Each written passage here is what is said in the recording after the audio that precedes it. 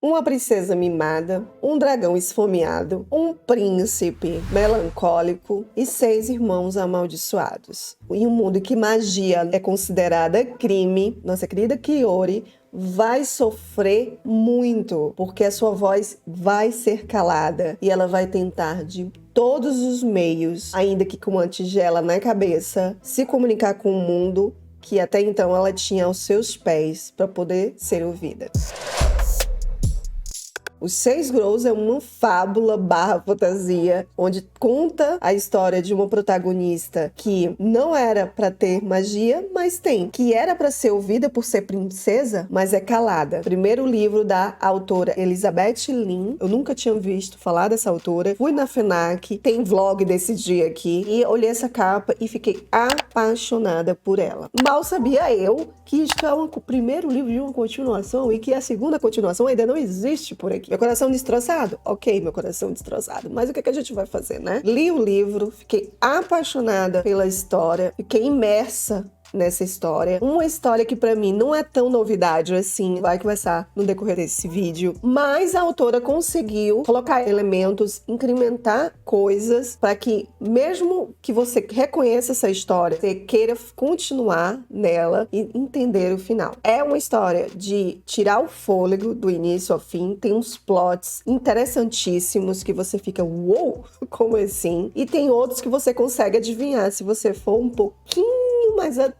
O livro me chamou pela capa, depois eu vi que era uma autora oriental e isso acabou me chamando ainda mais para a leitura. Eu sou uma leitora que gosta muito de fantasia e faz tempo que eu não leio uma fábula, uma fantasia. A última fábula que eu li foi ano passado, com Golem e Eugênio, e também a continuação da Maldição do Tigre, que pra mim sim é uma fantasia, por conta dos poderes, de N coisas. Isso me deixou bem claro deixou essa diferença entre fábula e fantasia muito clara para mim. Por isso que eu não considero Os 6 Grows uma obra fantástica, pelo menos nesse livro. O livro é baseado no conto dos Grimm, Os 6 Cisnes Negros. Não conheço. E também tem elementos da cultura chinesa, mitológicos dentro. Esse livro me lembrou bastante um outro livro que, ao final desse vídeo, vou contar para você. Para mim, se você gostou desse, você vai ficar apaixonado nesse outro enredo. Fica até o final e não esqueça de deixar a curtida nesse vídeo. A gente tem uma cidade chamada Kiata, que é proibido ter magia. A magia é tratada aqui como algo que é terrível. As pessoas que utilizam de magia acabam se tornando pessoas marginalizadas. Algo ruim acontece com elas. Tanto é que tem um espaço em Kiata que essas pessoas que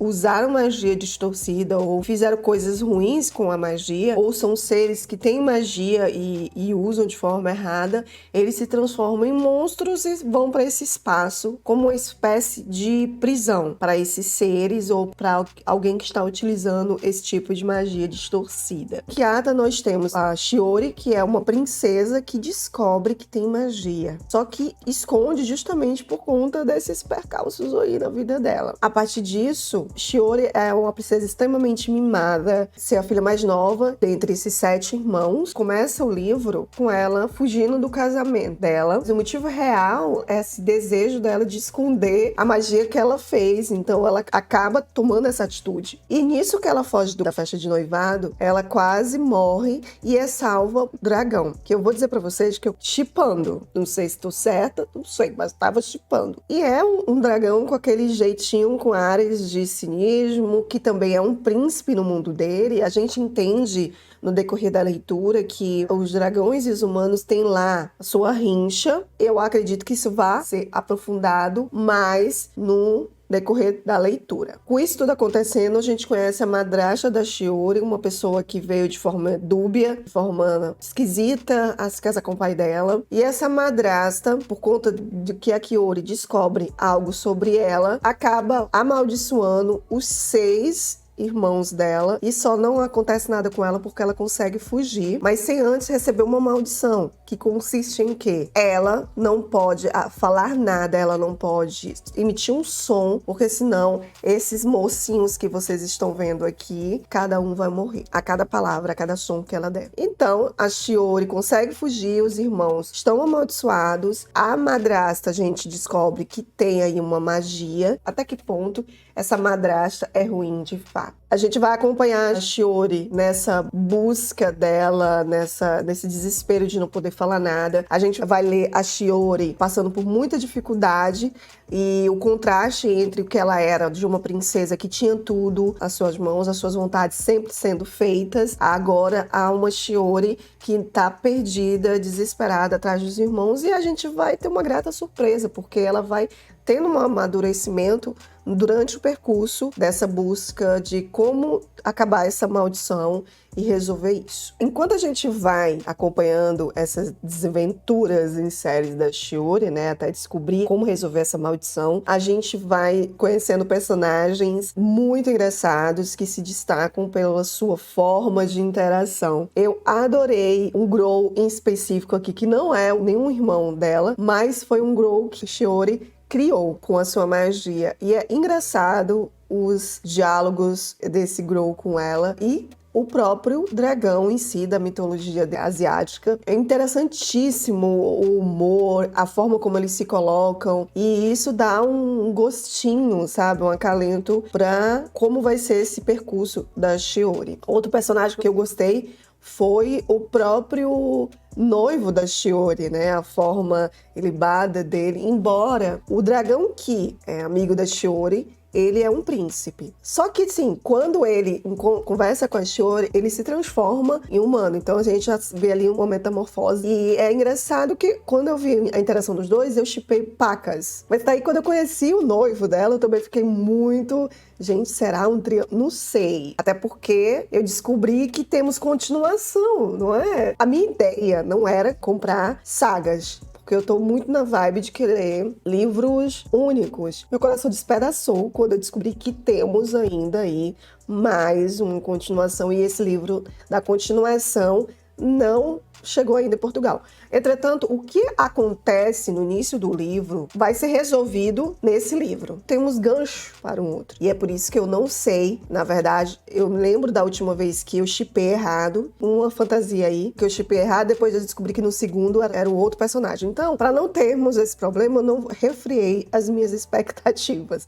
em relação ao par romântico. O que eu entendi é que essa história é muito mais profunda e não é sobre a Shiori e os irmãos somente. Eu acho que a autora vai desenvolver melhor no segundo livro, pena que ainda não chegou, mas eu fiquei imensamente impressionada com a escrita da Elizabeth, com os elementos a mais que ela foi colocando. Por quê? Esse livro, nas primeiras páginas dele, me lembrou muito um livro que eu li, que por acaso tem até vídeo que eu vou fazer releitura dele, A Filha da Floresta, que foi um livro que me impactou muito. Na mesma tem uma maldição, e a autora pegou a inspiração, Conto dos Cisnes, e aí eu fiquei, gente, eu tô lendo de novo. Era como se eu estivesse fazendo uma releitura aqui em alguns momentos. Isso me deixou um pouco desapontada, quase que eu desisto de ler, porque eu lembrava da Filha da Floresta muito viva. Você não conhece a Filha da Floresta? Na edição que eu li, era um pouco mais de 600 páginas. E o livro era muito denso, tem muitas cenas difíceis de você assistir. O final desse livro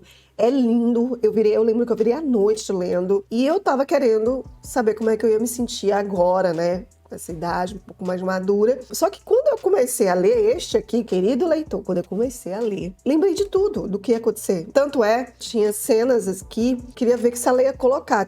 Tem uma determinada cena na Filha da Floresta que é tensa, tem gatilho. E eu queria saber se ela ia fazer a mesma cena aqui. Porque se ela fizesse a mesma cena, eu já ia desistir. Só que ela não fez. Pra mim, que li a Filha da Floresta, eu tive essa dificuldade no início de me prender um pouco, mas eu entendi que a proposta era similar. Por isso que é fácil você dizer que aqui é um elemento fantástico, por conta dessas outras coisas que ela coloca aqui para incrementar a história, para não ficar tão parecido com o enredo da Filha da Floresta. Entretanto, eu achei mais uma fábula do que uma fantasia. Mas gostei da forma como ela decidiu conduzir a história. Para quem leu A Filha da Floresta, se você não leu esse aqui que eu tô falando até agora sobre essa inspiração, não vai fazer sentido. Mas como eu li, eu quis deixar claro para quem leu, que é complicado. Não desistam. Eu acho que o segundo livro deve ser o máximo, porque geralmente o primeiro livro que introduz as histórias são sempre mais assim, né? Um pouquinho água com salsicha. Porém,